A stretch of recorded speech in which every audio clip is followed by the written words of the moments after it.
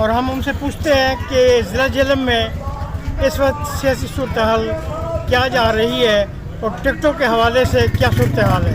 جی رہ صاحب. بسم اللہ الرحمن الرحیم. دو ٹوک بات ہے جی.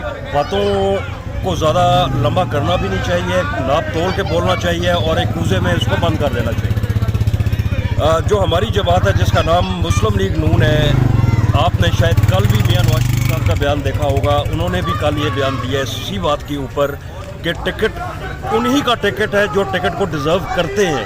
ٹکٹ انہی کا ہے جنہوں نے مسلم لیگ نون کے مشکل وقت کے اندر اپنی جماعت کا ساتھ دیا ہے.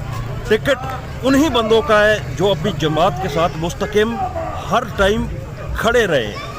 تو میرے خیال سے جب ہمارے قائد میاں محمد نواز شریف صاحب نے یہ بات کر دی کہ ٹکٹ کا میرٹ انہوں نے بتا دیا کہ اس ٹکٹ کا میرٹ کیا ہے, تو میرے خیال سے اس کے بعد کچھ اب وہ کیا بلاتے ہیں جی, کچھ افواہیں ہوتی ہیں وہ اللہ کی مہربانی سے دم توڑ جائیں گی اور اللہ کی ذات خیر فرمائے. انشاءاللہ آپ کو خوشخبری بھی جلدی ملے گی. 16 ماہ جو حکومت رہی ہے پی ڈی ایم کی, تو پی ڈی ایم کی حکومت دوسرے لفظوں میں مسلم لیگ نون کی ہی حکومت تھی. تو اس میں جو یہ روڈ کی بندش ہوئی, فنڈ نہ ملے اور تحصیل پر نخان کے لیے ترقیاتی کام رکے رہے, اس کی کیا وجہ ہے؟ دیکھیں میں اب آپ کو ایک بات سمجھاؤں. 18ویں ترمیم کے بعد کچھ چیزیں ایسی ہیں کہ کئی سارے ادارے آپ کے صوبے کے پاس چلے گئے, آپ کے جو فنڈز تھے وہ صوبے کے پاس چلے گئے. مجھے آپ ایک بات یہ بتائیں کہ آیا کہ جو آپ کی روڈ ڈیول کیریج وے یہ جو بن رہی ہے, آیا کہ اس کی حدود صوبے کی ہے یا وفاق کی ہے؟ مجھے آپ یہ بتائیں. نیشنل ہائی وے ہے یا یہ موٹر وے ہے؟ اگر نیشنل ہائی وے ہوتی یا موٹر وے ہوتی تو یہ فال کرتی وفاق کے اندر, پر یہ نہ نیشنل ہائی وے ہے نہ یہ موٹر وے ہے. یہ ہائی وے آپ کی فال کرتی ہے صوبے کے پاس. اس کے جو فنڈنگ تھے اس کی فنڈنگ جلد بازی میں جاری کرائی گئی اور یہ فلی فنڈڈ پروجیکٹ نہیں تھا. اس کے پیسے اس کے لیے نہیں رکھے گئے تھے.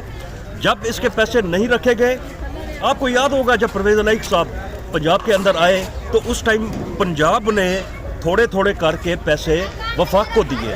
اس کو آپ بلاتے ہیں برج فائنینسنگ, کہ صوبہ وفاق کو لون دیتا ہے. تو بات کرنے کا مقصد ہے کہ یہ چھوٹی چھوٹی باتیں ہیں جو حقائق پہ مبنی ہیں.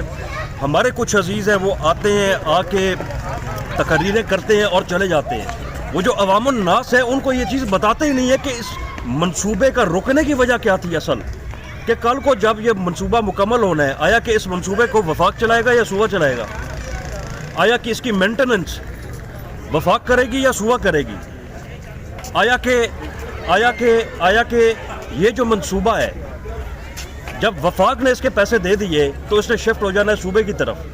آپ اس ٹائم بات کرتے ہیں جب پرویز الہی بزدار کیبنٹ بیٹھی ہوئی تھی اور فنڈز اپنے پاس لے کے بیٹھی ہوئی تھی. آیا کہ آپ کے فنڈ تھے جانے سے پہلے جو تھوڑے کیے تھے یا زیادہ کیے تھے, مختص کیے تھے, وہ فنڈ کس منصوبے میں لگا دیے گئے؟ جب 10 روپے سبسڈی دی گئی عمران خان صاحب کو, انہوں نے جب دی سبسڈی ڈیزل اور پیٹرول کے اوپر, وہ ڈائریکٹ قومی خزانے میں سے گئی. اور وہ پیسے کون سے تھے؟ وہ پیسے تھے جو آئی ایم ایف سے اپنے لون لیے ہوئے تھے. جب وہی حکومت پی ڈی ایم کی آئی, آ کے انہوں نے قومی خزانہ دیکھا وہ خالی پڑا ہوا تھا. یہ اس جماعت نے بڑا کھڈا کھودا تھا مسلم لیگ نون کے لیے نیشنل لیول کے اوپر, اور یہ آپ کا ڈیول کیریج وے اسی جماعت کے بندے جو حاکم تھے اس ٹائم پہ یہاں پہ, انہوں نے اسی مسلم لیگ نون کے لیے ضلعی لیول کے اوپر یہ کھڈا کھود کے گیا کہ کل کو یہ بلیم ہم ڈالیں گے مسلم لیگ نون کے اوپر کہ انہوں نے یہ پیسے روکے. عوامی احتجاج کے بعد 50 کروڑ روپے کی گرانٹ منظور ہوئی ہے.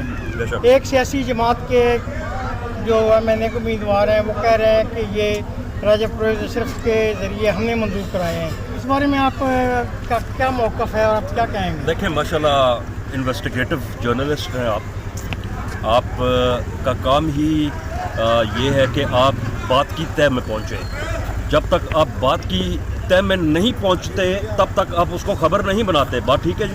بالکل. اب آپ ہی مجھے اس چیز کا جواب دے دیں کہ آیا کہ جو حاضر ایڈمنسٹریشن ہے پنجاب کی اور جو حاضر ایڈمنسٹریشن ہے وفاق کی, वो एडमिनिस्ट्रेशन कैसे चल रही है और उसको कौन चला रहा है। और मुझे आप यही बात बता दें कि आया कि पीपल्स पार्टी का कितना इख्तियार या कितनी उनकी बातें आज के टाइम में मानी जा रही है, मुझे सिर्फ इस चीज़ का आप जवाब दें। ये बताएं कि आम तौर पर अब या अवाम में ये तासर है कि इतने ज़्यादा उम्मीदवार पहली बार जो कागजात नामजदगी जमा कराए हैं MNA की सीट पे भी और MP की सीट पे भी, कि मुस्लिम लीग नून तो अंदरूनी इख्तलाफात का शिकार है। और आया कि अगर मुस्लिम लीग के एक धड़े को टिकट मिलता है तो मिसाल के तौर पर आपको मिलता है, तो दूसरा धड़ा जो है तो वो आपकी हमायत करेगा या मुखालफत करेगा। उस सिलसिले में अवाम में ये कहूँ आप कितने वोटों से हारे थे और वो आपके साथ थे। मुझे इस चीज़ का जवाब दें कि एक हमारे बड़े भाई हैं अहमदाबाद वाली साइड से, जितरान वाली साइड पे उनका गांव है, वो भी थे। अपनी यूनियन काउंसिल का रिजल्ट क्या था वो निकाल के दिखाए, 2200 से या 2300 से हारे थे। ये सारों का ग्रुप मिला लें, तहसील परमाल खान का कलेक्टिव रिजल्ट निकाले, मुस्लिम लीग नून जीती थी। तो बात करने का मकसद है, अल्लाह की ज़ात देखने वाली है। हाथी के दांत खाने के और होते हैं और दिखाने के और। अभी जो कैमरों के सामने आके, माइक के सामने आके जो जज्बाती अल्फाज जाके बोले जाते हैं ना कि हम ये कर देंगे, हम वो कर देंगे, वो हमसे बोले कि 18 का रिजल्ट निकाले और दिखाएं बंदों को कि आपने क्या रिजल्ट दिया। तो मेरे ख्याल से दूध का दूध और पानी का पानी। बहुत टिकट किस दा ਇਹ ਮੇਰੇ ਰੱਬ ਨੂੰ ਪਤਾ ਜੀ।